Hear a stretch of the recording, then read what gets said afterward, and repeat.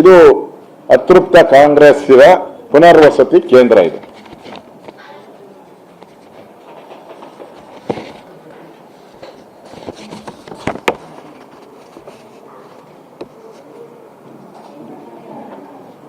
ವಿವರನೆಲ್ಲ ಕೊಡ್ತೀನಿ. ಎಚ್.ಎಂ. ರೇವಣ್ಣನಿಗೆ ಕೊಟ್ಟಿರೋದು, ಆಮೇಲೆ ಎಸ್.ಆರ್. ಪಾಟೀಲ್, ಸೂರಜ್ ಹೆಗ್ಡೆ ಹೋದ್ರಲ್ಲ, ಡಾಕ್ಟರ್ ಪುಷ್ಪ, ಎಸ್.ಆರ್. ಮನೋಹರ್ ಖಾನ್, ದಿನೇಶ್ ಗೂಳಿಗೌಡ, ಇವರೆಲ್ಲರೂ ಕೊಟ್ಟಿರೋ ಪಟ್ಟಿನೇ ಇದೆ. ದುಡ್ಡುಗಳು ಎಷ್ಟೆಷ್ಟು ಹೋಗಿದೆ ಅನ್ನೋದು ದಾಖಲೆಗಳನ್ನ ತರಿಸ್ಕೊಂಡಿದ್ದೀನಿ ನಾನು.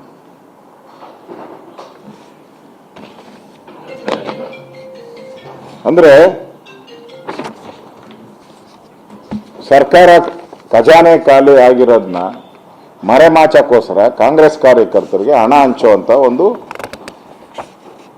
ಕಾರ್ಯಕ್ರಮ ಇದು. ಇದು ಕಾಂಗ್ರೆಸ್ ಪ್ರೇರಿತವಾದಂಥ ಒಂದು ರಾಜಕೀಯ ಯಾತ್ರೆ. ಭಾರತ್ ಜೋಡೋ ಅನ್ನೋದು ಕಾಂಗ್ರೆಸ್ ಅಂದು ಆ ಹೆಸರನ್ನ ಇಟ್ಕೊಂಡು ಕಾಂಗ್ರೆಸ್ ಮುಖಂಡರನ್ನ ನೇಮಕ ಮಾಡಿ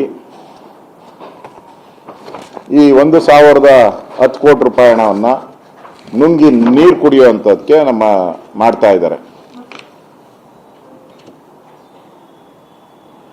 ಅದರಿಂದ ಕರ್ನಾಟಕದ ತೆರಿಗೆ ಪೇಯರ್ಸ್ ಹಣ ಕಾಂಗ್ರೆಸ್ಸಿನ ಸ್ವಂತ ಆಸ್ತಿ ಅಲ್ಲ, ಅದನ್ನು ಅರ್ಥ ಮಾಡ್ಕೋಬೇಕು ಇವರು.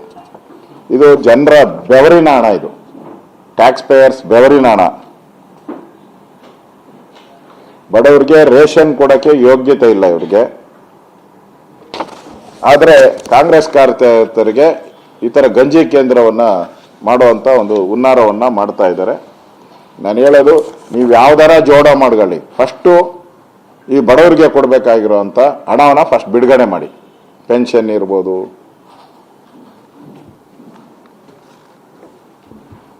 ಬಡವರಿಗೆ ಕೊಡುವಂಥ ಸ್ಕೀಮ್ಸ್ ಏನೇನು ನಿಲ್ಲಿಸಿದ್ದೀರಾ, ಈಗ ರೇಷನ್ ಕಾರ್ಡು ರದ್ದು ಮಾಡ್ತಾ ಇದ್ದೀರಾ, ಒಂದು 20 ಲಕ್ಷ ರೇಷನ್ ಕಾರ್ಡ್ ರದ್ದು ಮಾಡಕ್ಕೆ ಹೊರಟಿದ್ದೀರಾ. ಇಂಪಾರ್ಟೆಂಟು, ರೈತರು ಬೆಳೆ ಪರಿಹಾರಕ್ಕಾಗಿ ಅಂಗಲಾಚ್ತಾ ಇದ್ದಾರೆ. ಸಿಎಂ ಆ ಕಡೆ ಗಮನನೇ ಇಲ್ಲ. ಇದಕ್ಕೆ ಮಾತ್ರ ದುಡ್ಡು ಬಿಡುಗಡೆ 1,010 ಕೋಟಿ. ಇದೇ 1,010 ಕೋಟಿನ ರೈತರು ಬಿಡುಗಡೆ ಮಾಡಿದ್ರೆ ಅಟ್ಲೀಸ್ಟ್ ರೈತ ನೆಮ್ಮದಿಯಿಂದ ಬದುಕ್ತಾ ಇದ್ನಲ್ಲ, ಕಣ್ಣೀರು ತೊಳಿತಾ ಇರೋ ರೈತ. ಒಂದು ನ್ಯಾಯ ಪೈಸೆ ಬಿಡುಗಡೆ ಮಾಡಿಲ್ಲ ನಿಮ್ಮ ಯೋಗ್ಯತೆಗೆ. ರೈತರಿಗೆ ಬಿಡುಗಡೆ ಮಾಡಬೇಕಾಗಿರೋ ಹಣವನ್ನ SDRF ಹಣ, ಕೇಂದ್ರ ಸರ್ಕಾರ ಕೊಟ್ಟಿರೋ ಹಣ, SDRF ಹಣ ಕೇಂದ್ರ ಸರ್ಕಾರ ಪ್ರತಿ 4 ತಿಂಗಳಿಗೊಂದ್ಸರಿ ಹಣ ಕೊಡ್ತಾರೆ ರಾಜ್ಯ ಸರ್ಕಾರಕ್ಕೆ. ಆ ಹಣನ ದುರುಪಯೋಗ ಮಾಡ್ಕೊಂಡು ನೀವು ಈ ತರ ಗಂಜಿ ಕೇಂದ್ರಗಳಿಗೆ ಕೊಡ್ತಾ ಇದ್ದೀರಾ. ನನ್ನ ನೇರ ಆಪಾದನೆ. ಈ NDRF ಹಣ ಬರಬೇಕು ಅಂತ ಅವಾಗೆ ಬೊಬ್ಬೆ ಇಡ್ತಾ ಇದ್ದೀರಾ. ಇನ್ನ SDRF ಹಣನೇ ಖರ್ಚು ಮಾಡಿಲ್ಲ ನೀವು. ರಾಜ್ಯ ಸರ್ಕಾರಕ್ಕೆ ಕೇಂದ್ರ ಸರ್ಕಾರ ಕೊಡುವಂತ SDRF ಹಣ ಎಷ್ಟಿದೆ ಅಂತ ದಾಖಲೆ ಬಿಡುಗಡೆ ಮಾಡಿ. ನೀವು SDRF ಹಣ ಎಷ್ಟಿದೆ ದಾಖಲೆ ಬಿಡುಗಡೆ ಮಾಡಿ. ಎಷ್ಟು ಖರ್ಚು ಮಾಡಿದ್ದೀರಾ ದಾಖಲೆ ಬಿಡುಗಡೆ ಮಾಡಿ. ಅವ್ರಿಗೆ ರೈತರು ಕೊಡಕ್ಕೆ ದುಡ್ಡಿಲ್ಲ, ಇಲ್ಲಿ ಗಂಜಿ ಕೇಂದ್ರಗಳಿಗೆ ಕೊಡಕ್ಕೆ, ಈಗ ಗ್ಯಾರಂಟಿ ಸಮಿತಿ ಕೊಡಕ್ಕೆ ದುಡ್ಡಿದೆ ನಿಮ್ಮ ಹತ್ರ. ಪ್ರತಿ ತಿಂಗಳು ಕರೆಕ್ಟ್ ಟೈಮ್ ಅವ್ರಿಗೆಲ್ಲ ಟೈಮ್ ಟು ಟೈಮ್ ಪೇಮೆಂಟ್ ಹೋಗ್ತಾ ಇದೆ. ಹಾಗಾದ್ರೆ widow pension, old age pension ಅವೆಲ್ಲ ಯಾಕೆ ಟೈಮ್ ಟು ಟೈಮ್ ಹೋಗಲ್ಲ?